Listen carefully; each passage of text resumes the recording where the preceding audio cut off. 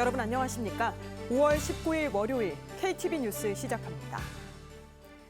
이주호 대통령 권한대행이 이창용 한국은행 총재 등과 조찬 간담회를 갖고 미국 국가 신용등급 하향 조정 등에 따른 시장 동향을 점검했습니다.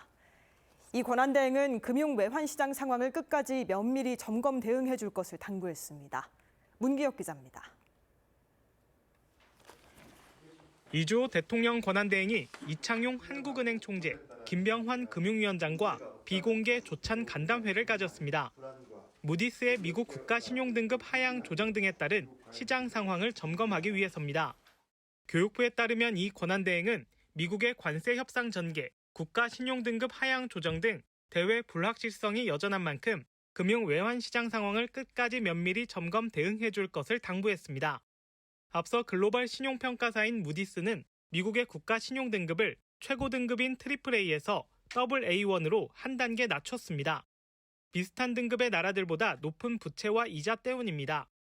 기획재정부도 윤인대 차관보 주재로 시장 상황을 점검하기 위해 관계기관 회의를 열었습니다.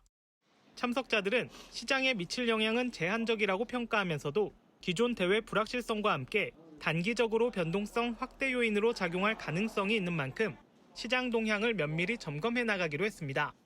이 권한대행은 조찬 간담회에 이어 경제안보전략 간담회도 주재했습니다. 간담회에서는 지난주 한미 통상장관 협의 결과를 공유하고 이번 주 예정된 제2차 기술협의 대응 방향을 논의했습니다.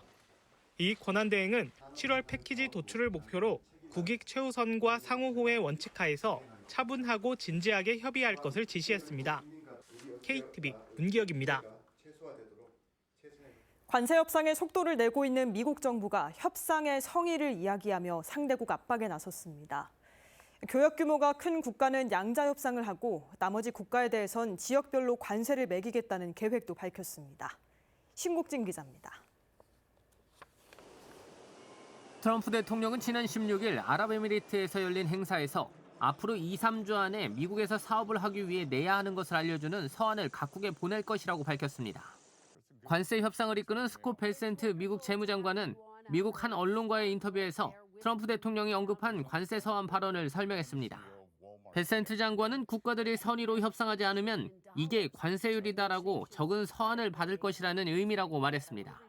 그러면서 모두가 와서 선의로 협상할 것으로 기대한다며 성실히 임하지 않는 국가들은 높은 관세를 내게 될 것이라고 경고했습니다. 관세율은 지난달 2일 발표한 관세율을 그대로 낼 것이라고 못 박았습니다. 벨센트 장관은 현재 진행 중인 협상 과정도 구체적으로 설명했습니다. 벨센트 장관은 현재 중요한 18개 나라와 협상을 집중하고 있다며 나머지 나라는 지역별 협상을 많이 할 것이라고 말했습니다. 교역 규모가 큰 한국과 일본 등 주요 18개국을 제외한 교역 규모가 작은 나라는 지역 단위로 관세율을 설정할 수 있음을 시사한 겁니다. 최근 국제신용평가사 무디스가 미국의 국가 신용등급을 하향한 것에 대해서는 신용평가사들이 등급을 강등할 때는 이미 모든 게 시장에 반영된 것이라고 설명했습니다.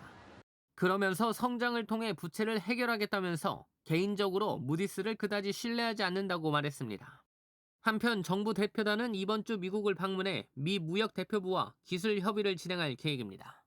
KTV 신국진입니다. 정부가 복지부와 질병청, 식약처 고위 당국자로 구성된 대표단을 오늘부터 오는 27일까지 스위스 제네바에서 개최되는 WHO 세계보건총회에 파견했습니다.